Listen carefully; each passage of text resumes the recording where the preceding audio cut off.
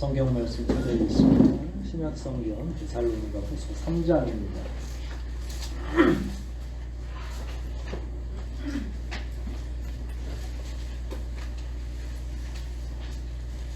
3장 마지막 부분 16절, 17절, 18절 말씀입니다. 세 구절 우리 합독하도록 하겠습니다. 16절로 18절까지 말씀을 함께 목소리 앞에서 뜻을 생각하면서 같이 읽겠습니다. 16절부터 읽기를 시작합니다. 평강의 주께서 친히 때마다 일마다 너희에게 평강을 주시기를 원하노라. 주는 너희 모든 사람과 함께 하실지어다. 나 바울은 친필로 문안하노니 이는 편지마다 표적이로 이렇게 쓰노라.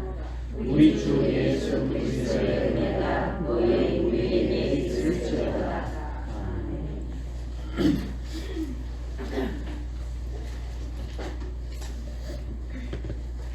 데살로니가 전서 후서 합해서 그렇게 긴 내용은 아니죠. 그래도 우리가 짧게 살폈기 때문에 꽤 많은 분량을 지난 몇 달간 온라인으로 살피다가 이렇게 또 함께 예배하면서 마무리하게 됐습니다. 짧지만 많은 내용을 포함하고 있는 이야기들이 데살로니가에 포함되어 있고, 바울은 자기 사역 처음으로 누군가에게 이렇게 편지로 글을 쓰기 시작했습니다. 어떻게 보면 서신서의 가장 첫 번째 모델이라고 할 수 있겠죠. 이제 그 최종적인 마무리를 바울이 하려고 하고 있고, 끝인사를 이야기합니다. 보통 축복이라고 이야기하죠. 하나님의 가호가 함께 하시기를, 이런 내용을 이제 16절, 17절, 18절에 9절 안에 좀 풀어서 이야기하고 있습니다.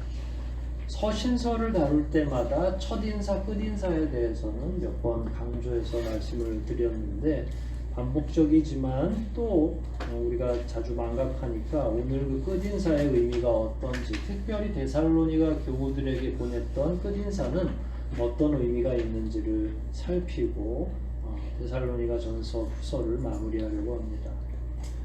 데살로니가의 마지막 이 끝인사는 아주 정확하게는 아니지만 앞으로 바울이 쓸 편지, 서간문의 첫인사와 마지막 인사에 일종의 모델을 만들어 놓는 계기가 됩니다. 앞으로 바울은 끝인사를 할 때마다 대충 여기서 조금씩 언어가 변하거나 상대편의 이름이 변하거나 하는 그런 면은 있지만, 적어도 이런 방식의 끝인사를 계속 사용할 거다 이렇게 생각이 돼요.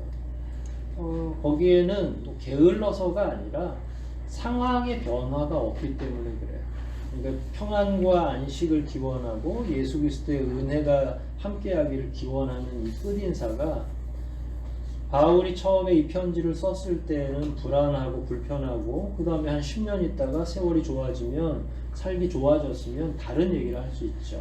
그런데 바울이 순교할 때까지 상황이 더 나빠지면 나빠졌지 좋아지지 않아요. 그래서 끊임없이 계속 이런 인사말을 증거한다고 보면 되겠습니다.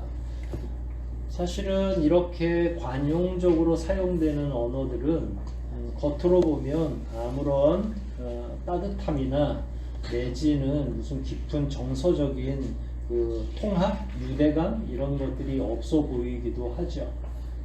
아버님 전상서 기체후 일양만강 하시고, 이거는 사람들이 거기서 어마어마한 감동을 느끼거나 사연을 느끼진 않아요.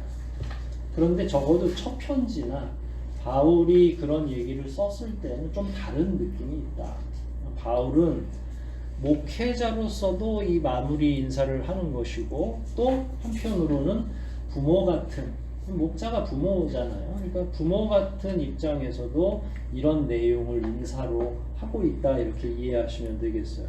오늘은 한 구절 한 구절 좀 더 면밀하게 살피면서 바울이 과연 어떤 마음으로 이런 인사말을 했는지를 공부해 보도록 하겠습니다.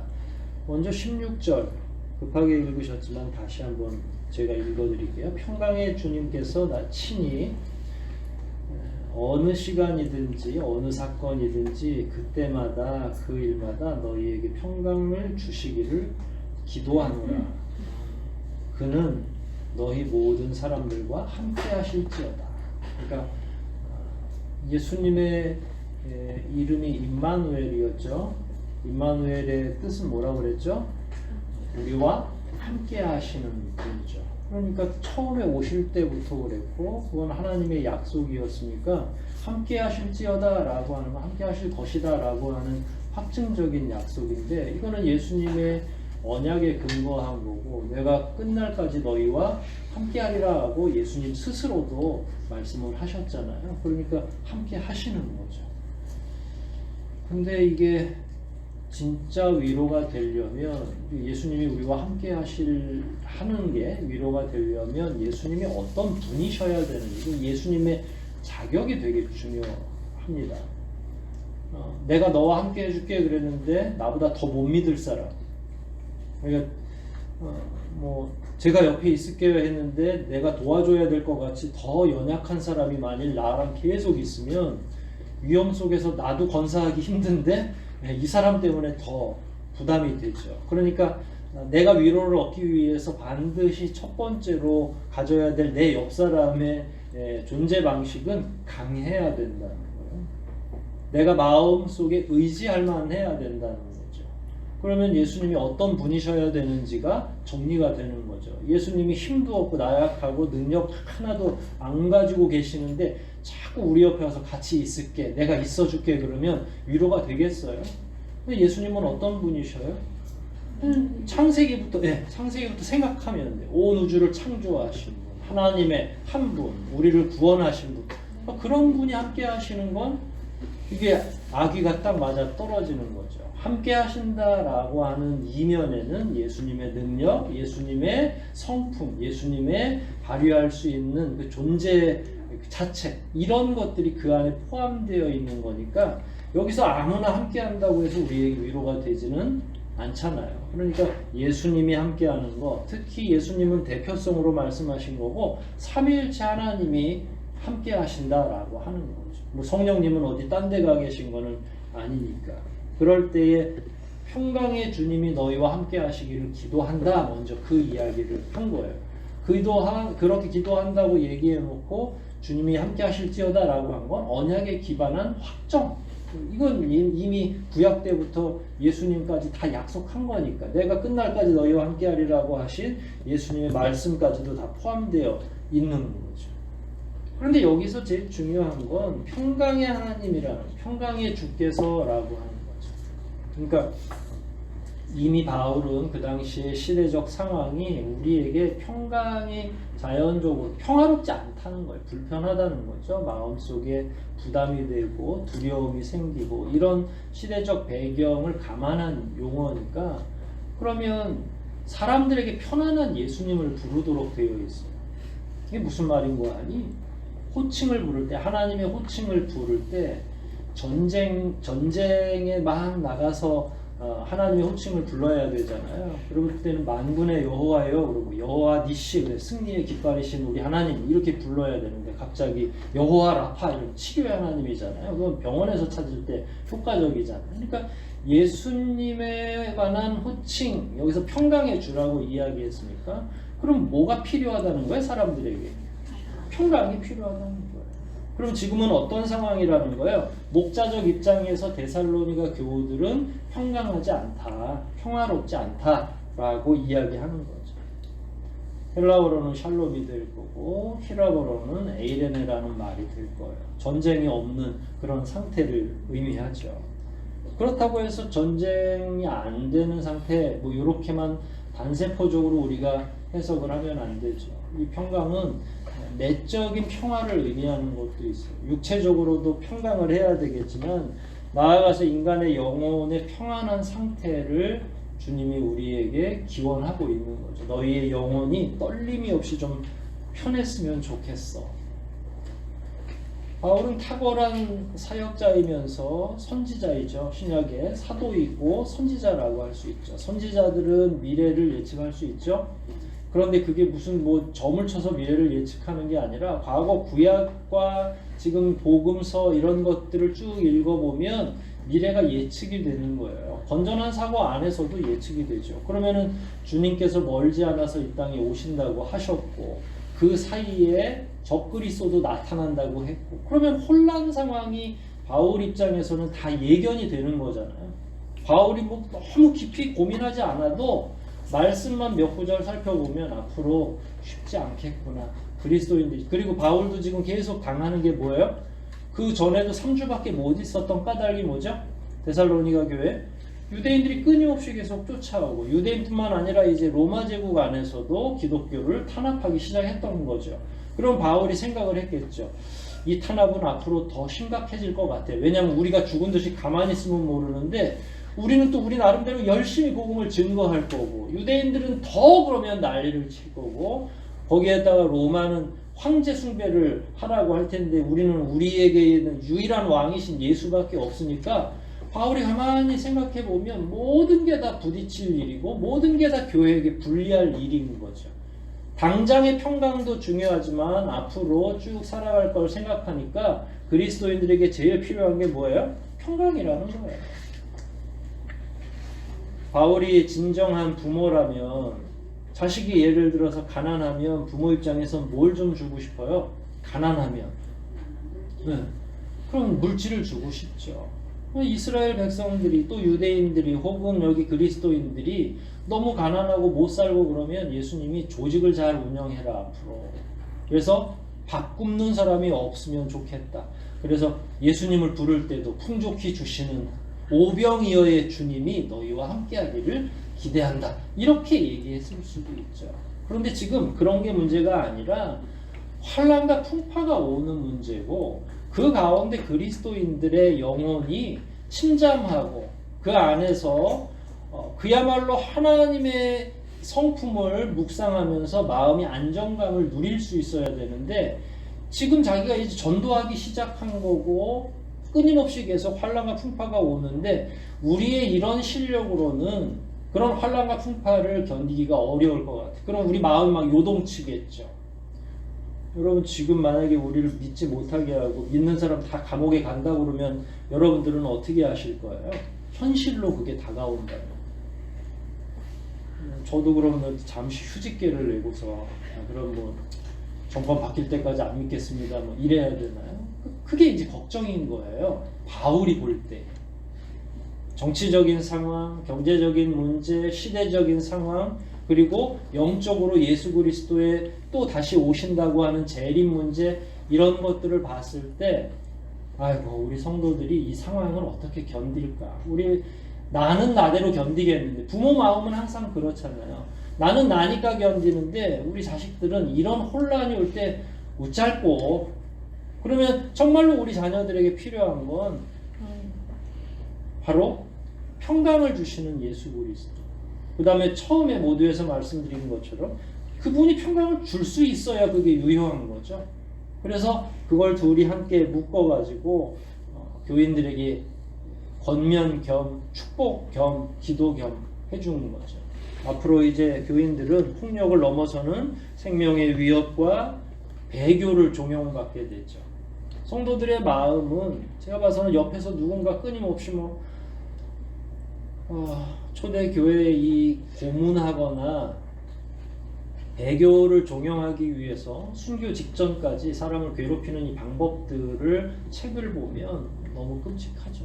몇 번 말씀드렸죠. 저 요한계시록 때나 혹은 요한의 서신서들 그리고 사도 요한이 당했던 그 고통스러운 막 뜨거운 쇳물을 끓여가지고 몸에 붓는다든지 그러니까 그걸 내가 그냥 당하고 빨리 죽으면 나한테는 참 복된 일인데 옆에서 누군가 끌려가서 막 고문하는 소리가 다 들리고 살타는 냄새가 난다고 하면 이 마음이 완전히 다 풍지박산이 나는 거예요. 정서적으로나 영적으로 다 깨져버리는 거죠. 그러면 심령이 약한 사람들은 어떻게 되겠어요? 미치는 거죠, 사실은.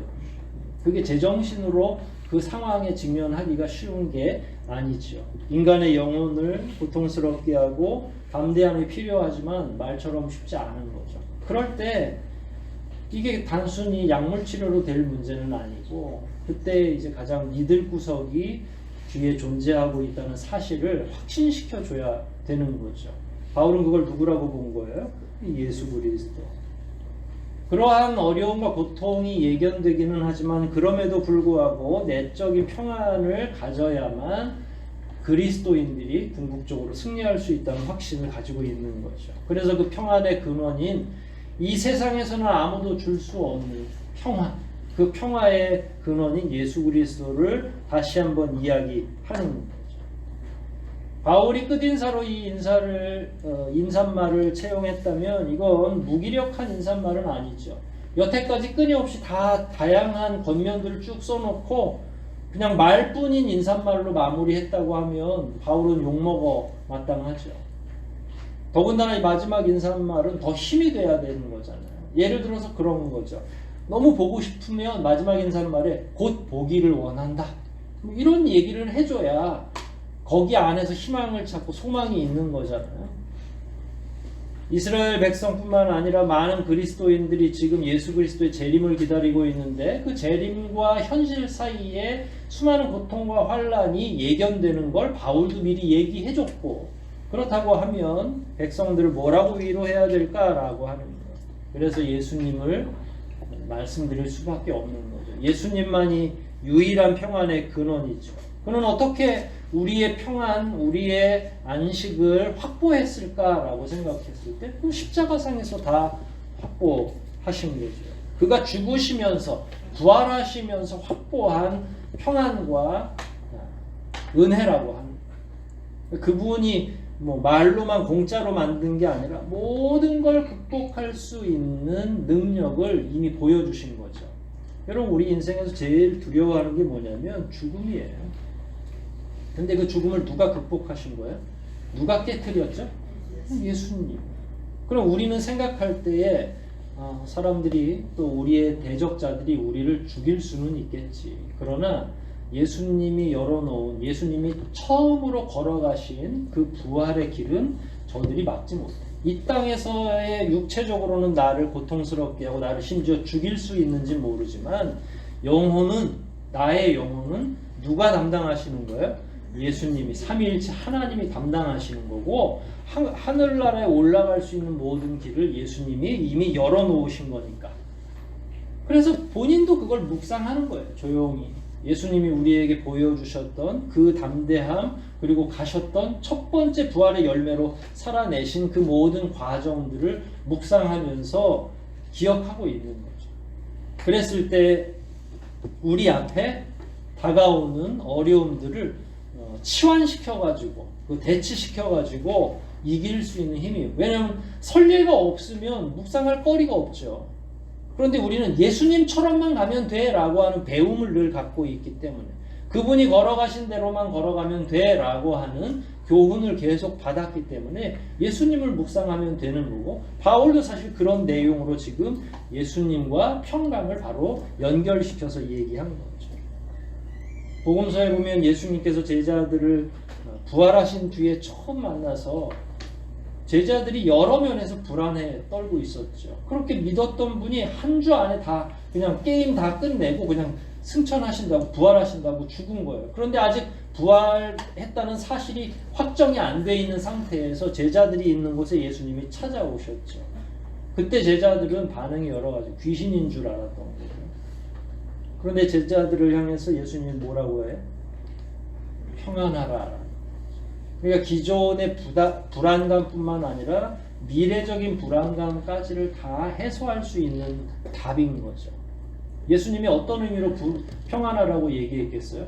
너희들이 며칠 동안이나 심각하게 고민했던 거 내가 다 안다. 하지만 내가 이미 그 모든 과정들을 이겼고, 이제 지금 너희들이 지금 바로 순교한다 해도 갈 수 있는 부활의 첫 열매가 됐기 때문에 너희들에게도 이미 그 길이 열렸어라는 걸 본인이 보여주시면서 안심시키는 거예요. 여러분, 초대교회의 사도들과 사도들의 첫 번째 제자들, 1대 2대 제자들이 그렇게 많은 수가 순교할 수 있는 원동력이 어디 있다고 보세요? 이 사람들이 정신이 나가는 게 아니에요. 누구를 목격했기 때문에 가능하다고 봅니까? 예, 예수님을 본 사람, 이 사람들은 분명히 죽은 걸 봤잖아요. 그러다가 분명히 살아난 걸 본 거예요. 이거는 뭐 완전히 차원이 다른 거죠. 우리처럼 소문을 들어 아는 사람하고 그걸 그 자리에서 예수님의, 그래서 도마는 상처 자리에다가 못자국에다가 창자국에다가 손을 넣고 깜짝 놀라는 거잖아요. 이건 실체구나, 진짜 일어난 일이구나 라는 사실을 알게 되니까 아무도 그의 믿음을 더 이상은 흔들 수가 없는 거죠. 여러분, 오늘날에 우리가 만약에 불안한 상황이거나 어려운 상황이 있다면 어떻게 극복할 수 있는지 저는 방법은 동일하다고 생각해요. 누구를 진짜로 만나야 되는 거예요. 그러니까 우리가 이제 예수님을 설 만났기 때문에, 덜 만났기 때문에 그분의 이름만 알아들은 거지, 진짜 그분의 인격, 그분이 우리와 대화해 주시는 거, 그분이 정말로 부활체라는 사실을 그분하고 부둥켜 안고 그분하고 시간을 갖는 과정들이 없기 때문에 우리가 거기에 대한 신뢰가 확실하지 않으니까, 그래서 성경을 읽을 때는 이건 옛날 얘기지, 옛날에는 그랬는지 몰라도 나한테는 안 일어나 라고 생각하는 그리스도인들이 점점 많아지는 거죠. 제가 드릴 수 있는 권면이 없네요. 말씀을 읽고 만나는 건 제가 아무리 옆에서 기도해 준다고 되는 게 아니라 여러분들이 간절한 마음으로 만나기를 원하셔야 되고 그분과 대화하기를 원하셔야 되고, 여러분도 단순하게 기도하세요. 주님, 주님의 손에 난 못자국을 저도 한번 확인해 보고 싶습니다. 그 간절한 기도 끝에 저는 만날이라고 생각해요. 그래서 말씀을 통해서 하나님이 역사해 주실 수도 있거든요. 여러분을 더 뜨겁게, 왜냐하면 주님을 뜨겁게 요청하는 자들에게 뜨거운 방식으로 응대하는 게 하나님의 방식이니까. 하지만 우리의 마음이 냉랭해져 있고 우리가 그를 만나기를 그렇게 뭐 즐겨하지 않는다면 그분도 대면대면하게 여러분들을 대하실 거라고 생각이 됩니다. 그래서 이 17절, 16절, 18절이 여러분들에게 위로가 되기 위해서 선결 조건은 기도 시작을 하셔야 돼요. 만나기를, 그분이 체험되기를. 사실 그래야 그 다음에 제가 여러분에게 어려운 걸 요구하죠. 우리 같이 목숨 바칩시다 이래야 되는데, 만나지도 않은 사람들에게 목숨 바치자 그러면 어떻게 돼요? 뭐라 그러겠어요? 너나 하세요, 보통 이렇게 하죠. 이게 너나 할 상황은 아니니까. 여러분들이 지금 어떤 삶을 살아가시든지 그게 다소 편안하고 위안이 있고 하더라도 우리 주님 없으면 고아와 같아요.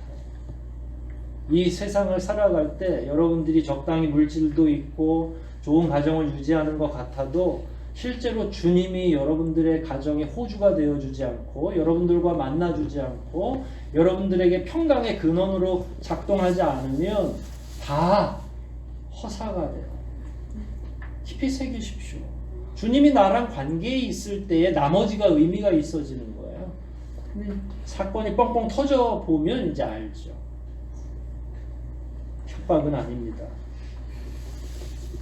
현실은 암울하고 두렵지만 그래도 버티고 이기라는 바울의 권면이 이 16절 속에 있는, 바울은 참, 저는 바울의 심정을 이렇게 생각해 보면 제가 아까 말씀드린 것처럼 부모의 심정하고 똑같은데, 자기가 감옥 가고 자기가 고문을 받고 40에 하나 감한 매를 맞든지 혹은 몇 날 며칠 잠을 안 재우든지 못 먹이든지 이런 거 자기가 당하는 건 괜찮은데, 양육한 지 얼마 안 된 교우들이 눈에 밟힐 거 아니에요. 교회를 이 사람이 수십 군데를 개척을 했는데, 그러니까 이런 말 쓸 때마다 이게 먼 훗날이 아니라 즉각적으로 핍박은 더 강해질 거고 순교자들이 나올 거고. 저 바울이 죽을 때 네로 황제가 이제 등극을 해서 수많은 순교자들을 내는데, 바울은 자기 죽는 것도 걱정인데 그 전도돼서 얼마 되지 않은 많은 신자들이 같이 죽어가야 되는데 그 가운데서 배교도 있을 것이고, 이렇게 되면 교회 공동체가, 좀 죄송한 표현이지만 이게 아비규환이 되는 거예요. 누군 배반하고 누군 순교자로 남아있고, 그러면 성도들끼리도 신뢰가 되겠어요? 누구는 고발자가 되기도 하고 누구는 믿음을 끝까지 지키기도 하고. 이게 바울은 예측이 되고 있는 거예요. 멀지 않아서 교회들이 이렇게 어려움에 처할 건데. 그럼 결국 우리가 붙잡을 건 누구예요? 목사 믿지 말아요. 누구만 잡으면 돼요? 저도 저 하나 건사하기도 어려운데 자꾸 저한테 물어보고 그러시면 곤란해요. 그냥 여러분들은 주님을 그래서 만나는 훈련들이 훨씬 더 필요한 거죠. 제가 늘 말하잖아요. 설교 한 편으로 여러분들이 위안을 받거나 이번 주 경건훈련 다 했다고 생각하면 그건 정말로 못된 착각인 거죠. 여러분 스스로를 위한 위안일 뿐이지 그건 아무것도 되지 않아요. 월요일부터 여러분들이 해 나가야 될 일들이 훨씬 더 중요하고 주님이 그걸 더 기뻐하시는 거예요. 이 공예배를 통해서는 정리되어 있는 내용을 빠른 시간 안에 전달해야 되니까 그 얘기했는데 그게 전부 다라고 생각하시면 여러분들은 속보이는 거예요. 여러분들은 여러분의 삶의 현장에서 끊임없이 주님과 만날 시간들을 확보하고 어떻게 해서든지 내 가족, 내 자녀들과 같이 무릎을 꿇고 주님 앞으로 나아갈 수 있기를 소원하면서 살아가는 게 필요하다는 거죠. 그게 아니면 나도 픽픽 쓰러지지만 내 자녀들에게 신앙교육을 어떻게 하겠어요? 여러분들이 생각할 때 앞으로 우리가 살아갈 이 세상은 정말로 살기 좋은 세상일 것 같아요? 엉망진창이 될 것 같아요? 표현을 그냥 한마디로 짧게 한 거예요. 기후위기는 이제 다 지나갈 것 같아요. 이제 앞으로 코로나 같은 질병은 한 번도 더 이상 안 올 것 같아요. 살아가는 내내. 아니 무슨 원숭이 두 창인지 뭔지 또 뭔가가 또 발견이 돼가지고 볼 때마다 그냥 우리는 그럼 또 교회는 또 어떻게 해야 돼야 이렇게 생각이 들죠. 여러분들이 만일 앞으로의 삶이 코로나만 잘 견디면 잘 될 거라고 확신하면 지금 정도로 유지하십시오. 그냥. 하지만 정말로 이 세상의 삶이 더 혼탁해지고 더 두려워지고 기후위기는 날로 심각해질 거고 지금 어린아이를 양육하는 가정부모들은 지금의 고민보다 20배는 지금 우리 사는 것 전 늘 말하잖아요. 우린 몇 년 버티다가 가면 돼요. 그때까지는 뭐 아열대 기후라고 해도 공룡이 다시 나타나진 않을 거예요. 그런데 30년, 50년 뒤에는 어떻게 될 것 같아요? 이 한반도 기후부터. 엉망진창이 되겠죠. 저는 그때 믿음 없는 사람들이 어떻게 견딜까? 누구를 의지할까? 이렇게 생각해보면 참 불쌍해지는 거죠. 우리의 자녀들, 우리의 손자, 손녀들이 그런 불행한 상황 속에 놓여지는 거예요. 그럼 뭐라고 여러분들은 마지막으로 그 손자, 손녀들에게 얘기해주고 싶어요? 예수를 소개해줄 수밖에 없는 거죠. 예수만이 유일한 우리의 힘이고 바라볼 바고 십자가 공로로 우리가 구원받았으니까 예수만 꽉 붙들고 있어. 앞으로 힘들긴 힘들 거야. 하지만 예수 붙들고 있으면 반드시 예수님이 우리를 구원해 주실 거야. 라고 명확하게 하지만 단순한 내용을 얘기해 주는 거예요. 오늘의 끝인사는 바로 그런 내용이 있는 거예요. 오늘날의 신자들도 그리스도인으로 사는 것 자체가 어려울 때가 있죠. 참 양심적으로 사는 거 되게 어렵습니다. 나 자신도 양심적으로 살기 위해서는 단절해야 되고 정리가 돼야 되고 하는데 외부에서 또 도와줘요? 아이고, 양심적으로 살려고 하면 사람들이 다 이구동성 적당히 해. 도대체 적당히가 뭔지. 세상에서 그리스도인으로 살아가는 걸 그렇게 못마땅하게 생각하는 거예요. 이게 우리들에겐 굉장한 스트레스거든요. 심리적으로도. 거기에서 평안을 얻지 못한다. 여러분 지역사회에서도 여러분의 삶의 현장에서 정직하게 살려고 그러면 어떤 반응이 있어요? 얼마나 오해가 많은지. 그럼 우리 마음의 배포가 늘어나요? 쪼그라들어요? 한 소리 들으면 쭉 쪼그라들어요. 내가 뭐 잘못하고 있나? 그리스도인으로 사는 게 이게 뭐 비정상적인가? 이렇게 생각하죠. 여러분 누구로 말미암아 담대해져야 돼요? 아유, 예수님 말도 마세요. 예수님은 그 당시에 바리새인 서기관 어느 부서 하나도 어느 부류 하나도 예수님을 좋다고 생각하는 자들이 없어요.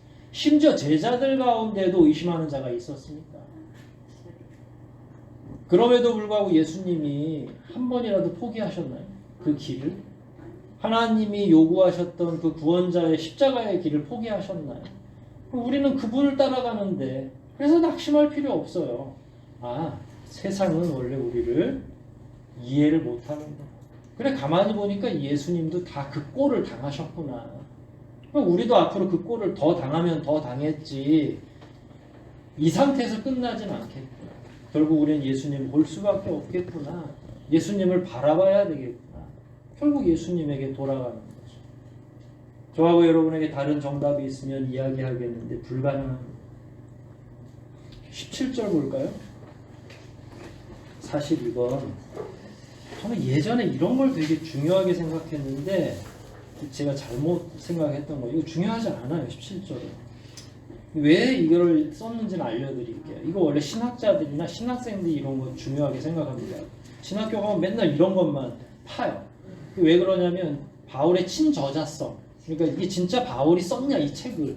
우린 다 바울이 썼다고 그냥 알고서 가는 건데 굳이 그걸 막 1시간씩 설교할 필요는 없죠. 그럼에도 불구하고 바울이 왜 친필로 썼다고 얘기를 하느냐. 이제 미래적으로 봐도 그렇고 지금 현재도 그렇고 문제가 있었어요. 하나는 바울의 건강 문제. 그래서 바울이 직접 쓰는 편지가 몇 편 안 되고 다 누구한테 부탁해요? 옆에 제자들한테 대피를 부탁하는 거죠. 그러면서 사인처럼 이렇게 이야기를 합니다. 근데 그걸로 다 이 내용이 상쇄되는 건 아니고요. 데살로니가 후서 한 장만 넘겨볼게요. 2장 2절을 한번 보실래요? 2장 2절이에요. 읽어볼게요. 시작.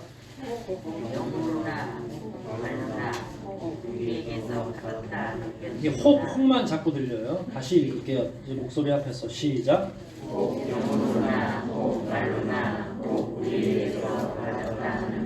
됐어요. 거기까지. 혹 우리에게서 받았다 하는 편지로나. 이게 무슨 말이죠? 바울이 여기저기 편지를 보내는 걸 누군가 듣고서 사기를 치기 시작하는 거예요. 왜냐하면 이미 소아시아 지역의 가장 위대한 사역자는 바울 혹은 베드로 또 12사도들 이런 소문이 났을 거잖아요. 이 사람들은 막 죽은 사람도 고친대. 능력을 가지고 있는 거고. 그러면 자기가 돋보이기 위해서는 누구 이름 사칭하는 게 제일 좋겠어요? 내가 말이야 이렇게 하는 거지. 그리고 내가 그냥만 편지를 받아왔어. 누구 편지? 바울과 바울의 일행의 편지를 받아왔다는 거예요. 그런데 펴봤더니 진짜예요? 돌고 돈 편지가 누구에게 갔겠어요? 바울 일행한테 받은 거죠. 야, 참 별일이 있구나. 누가 나같이 미천한 자의 편지도 이렇게 복사를 해가지고 내 이름. 근데 비슷하게는 써요. 그래놓고 마지막에 이런 말을 쓰죠. 지금 이 편지를 가져가는 자에게 물질도 좀 주고 대접도 융숭히 하고 돈 내라 그러면 다 사기꾼이라고 얘기했죠. 그런 일들이 끊임없이. 그런데 물질뿐만 아니라 마지막 때에 일어날 일에 대해서 혼란을 주면 그리스도인들이 굉장히 혼란에 빠지게 됩니다.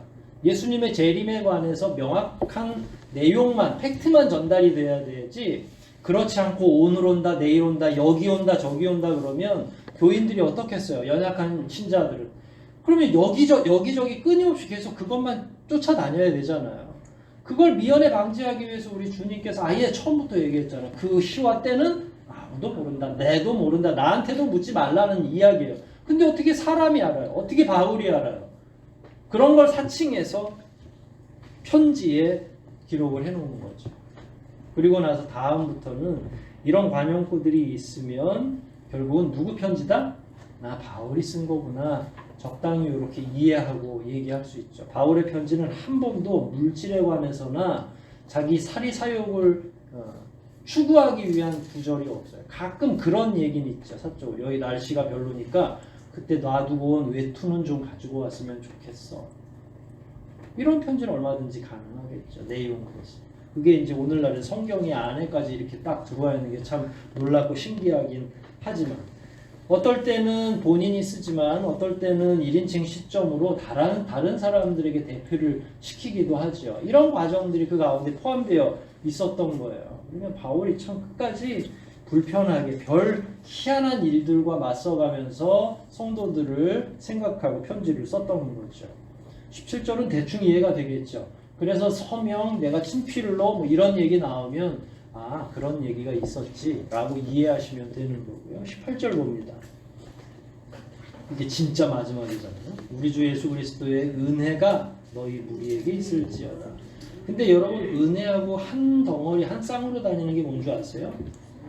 여러분 은혜와 사랑이요? 16절에 나와요. 은혜와 평강이죠.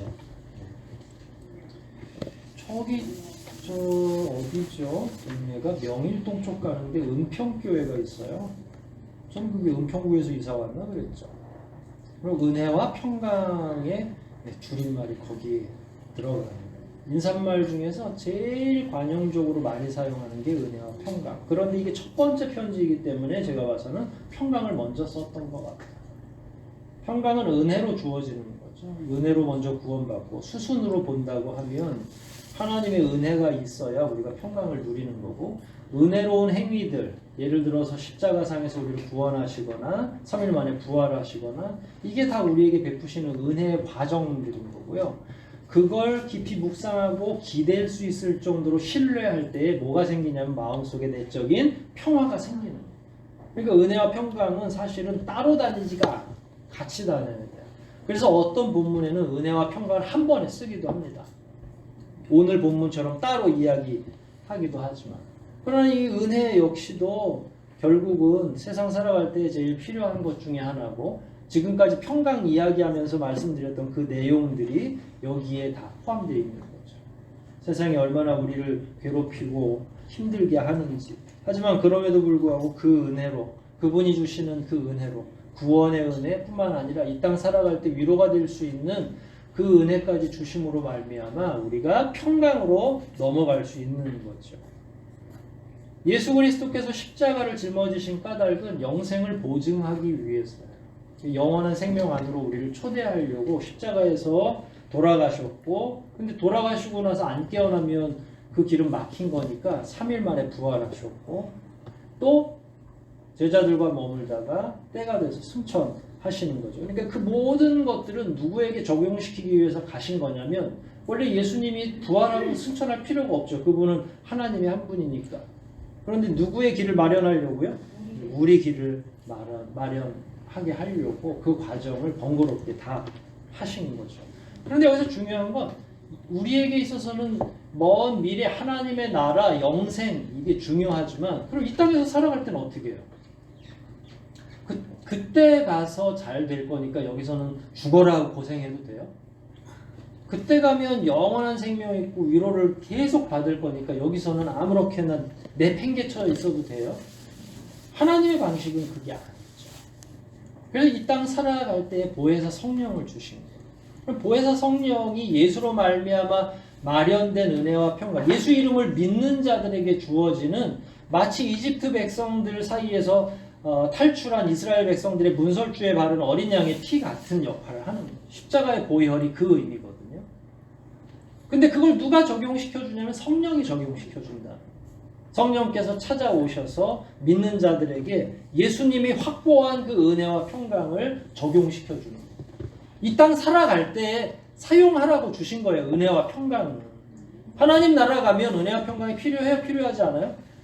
당연히 필요하지 않죠. 거긴 싸움도 없고 전쟁도 없고 누가 나를 괴롭히지도 않는데 뭔 평강이 필요해. 거긴 그냥 하나님과 같이 있는데, 하나님 옆에 있는데 하나님 저에게 평강을 좀, 편안하지가 않아요 하나님 이래? 주님하고 같이 대화를 하고 거닐고 있는데 뭔가 불편하네요 주님, 이렇게 얘기해요. 거기 가면 모든 게 다 해결돼. 이 땅에서 필요한 게 뭐예요? 은혜와 평강이죠. 근데 이 땅에서 못 누리는 게 뭐예요? 그리스도인들이? 예. 보증되어 있는 걸 우리가 이걸 못 누리는, 사실 문제가 여기 있는 거죠. 인생은 끝없이 생로병사에 굴복하게 되어 있고, 바울도 그런 인생을 살아왔고, 남겨질 자기의 제자들이, 자녀들이 어떤 고통과 경험을 하게 될지를 알고 있죠. 세상 살아가면 끝없이 두려움과 맞서는 거예요. 영혼의 평안이 잠식당하고 흔들리죠. 저도 가끔 그런 걸 묵상하면, 나는 그냥 나니까 여태까지 살아왔지만 우리 후배들은 또 앞으로 펼쳐질 어려움을 잘 극복할까? 자기의 부모가 죽었을 때 그 영혼까지 흔들리는 고통을 어떻게 감당할까? 불현듯 떠오르는 그 모든 두려운 마음, 이게 거대한 죽음의 공포만 두려움이 아니에요. 이 세상을 여러분들이 가족과 함께 지내는 것처럼 보여도 결국은 혼자 그 모든 두려움을 또 맞서게 돼 있는 거죠. 혼자이면서 동시에 가족이 있는 거죠. 그럴 때 예수 그리스도의 이름이 우리에게 많이 힘을 발휘하지 못한다면 우리는 철저히 외롭고 철저히 두려운 존재가 되는 거죠. 그런데 써먹으라고 지금 바울이 얘기를 한 거예요. 얘들아 자각해. 이미 우리는 보증 안에 있어. 훗날의 영생도 중요하지만 지금 당장 현실에서 평안과 위로, 은혜가 너무 절실한 거죠. 이게 예전에 순교를 앞둔 핍박과 환란이 있는 그 시대에만 적용되는 게 아니에요. 여러분들은 정말로 평안합니까? 여러분들은 정말로 잔잔한 호숫가에 앉아서 차 한잔 마시는 것 같은 그 평안을 매일매일, 그리고 옆에 주님이 계시고 이런 상황에서 살아가고 계시는 거예요? 매일매일이 평안이에요? 매일매일이 전쟁 같아요?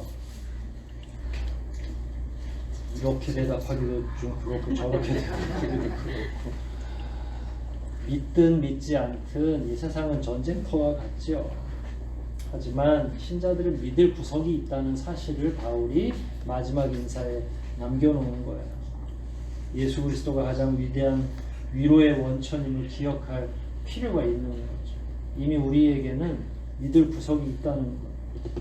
그 이름이 주는 위로, 그 이름이 주는 평안이 우리에게 존재한다는 거죠. 그걸 받아들이고 적용시키느냐 못 시키느냐는 이제 그 다음 문제. 사실 결론은 되게 싱겁게 냈어요. 근데 왜 싱겁게 냈냐면 요 다음 주부터 그런 부분에서 설교를 준비하려고 해요. 우리는 어떻게 그런 평안을 누릴 것이냐, 우리는 어떻게 우리의 영을 더 든든하게 할 것이냐. 그동안에 시도하지 않았던 설교를 또 한동안 하려고 합니다. 답은 그거예요. 여러분 말씀 많이 읽으십시오. 말씀 묵상을 많이 하세요. 그분을 만나는 길은 딱 정해져 있는 거예요. 제가 바울 같은 능력이 있으면 주님이라도 불러가지고 막 여기서 특강을 시켜드릴 텐데 그게 안 되니까 어떻게 하겠어요? 말씀을 읽고 묵상하고 실천하는 것 외엔 다른 방법이 없는 거죠. 그런데 이제 그것도 계속 말씀 읽어라 그러면 제가 책임 전가하는 것처럼 보여서 그럼 말씀은 그럼 어떻게 읽으면 될까요?를 이제 얘기할게요. 주일마다. 영으로 묵상하고 만나라 그럼 어떻게 만나면 되겠습니까?를 얘기하는 게 우리 필요하지 않겠어요? 이제 그런 방식의 설교들을 좀 하다가 다시 본문 설교로 돌아올 테니까 우리 한번 같이 고민하고 바울이 이야기한 것처럼 은혜와 평강의 원천인 예수 그리스도가 우리 주변에 있는데 그걸 못 누린다면 우린 심각한 거거든요. 그리고 그걸 누려야 여러분들을 보고 아니 되게 요즘에 어렵다면서 근데 얼굴은 이렇게 환해 라고 누군가 또 얘기해 줘야죠. 요즘에 저 보면서 사람들이 다 왜 살이 빠졌냐 그래가지고 난 내가 속으로도 저는 내가 어디 아픈가? 사실 안 아프거든요. 여러분들의 표정을 보면서 누군가 뭐 근심 있어? 예수 믿는 사람에게 자꾸 그렇게 질문하면 실례죠. 저하고 여러분은 예수를 만나서 마음이 든든해질 수 있는 여지가 다 준비되어 있는 거죠. 이제 어떻게 더 깊은 평안과 위로를 느낄 수 있는지를 한번 하나씩 살펴보자고요. 모쪼록 이 말씀들이 여러분에게 겉도는 위로가 아니라 진짜 나의 힘이 되고 위로가 되고 능력이 되는 말씀으로 여러분과 여러분의 가정을 살리는 말씀이 되시기를 주의 이름으로 축원드립니다. 우리 말씀들 생각하면서 한번 기도하십시다.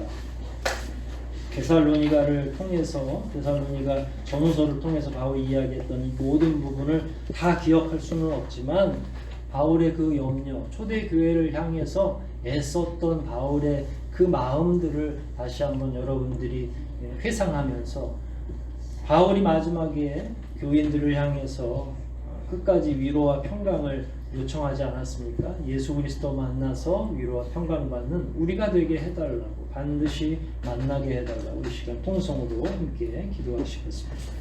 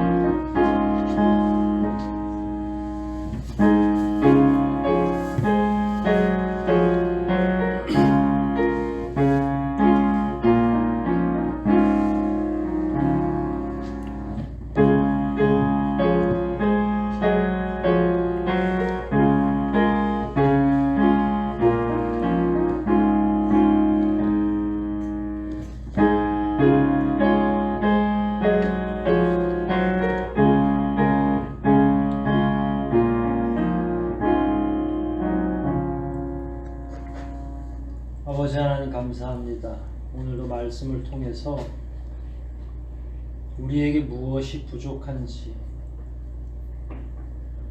우리가 무엇을 추구하며 살아가야 되는지를 깨달아 알게 하시고 그 부족을 채우기 위해서 다시 한번 새로운 시작하기로 다짐하게 하시니 감사합니다. 우리는 연약하고 여전히 어리석고 하나님에 대한 전적인 신뢰도 부족할 때가 많이 있사옵나이다. 하나님 저희를 불쌍히 여겨주시고 다시 한번 손을 뻗쳐주시면서 우리가 제대로 길을 찾고 그 두 손 꼭 잡고 주님 따라갈 수 있도록 은혜를 허락하여 주시옵소서. 이 시대라고 해서 평안하게 하겠사옵나이까? 삶의 현장은 전쟁터와 같고 예수 믿고 살아가는 게 이처럼 어려운 때가 그 어느 때보다 없었던 것을 저희가 압니다.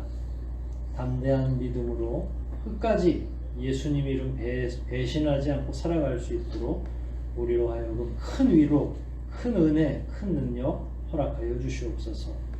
돌아가는 발걸음도 아버지께서 채워주시고 한 주 동안 이 말씀 묵상하고 충만한 위로 가운데 승리할 수 있도록 연약한 심령마다 아버지께서 위로해 주시고 성령께서 뜨겁게 해주시고 다시 돌아올 때 승리한 얼굴로 돌아오게 도와주시옵소서. 모든 것 주님께 의탁하오며 우리를 구속하신 예수 그리스도 이름 받들어 간절히 기도하옵나이다. 아멘.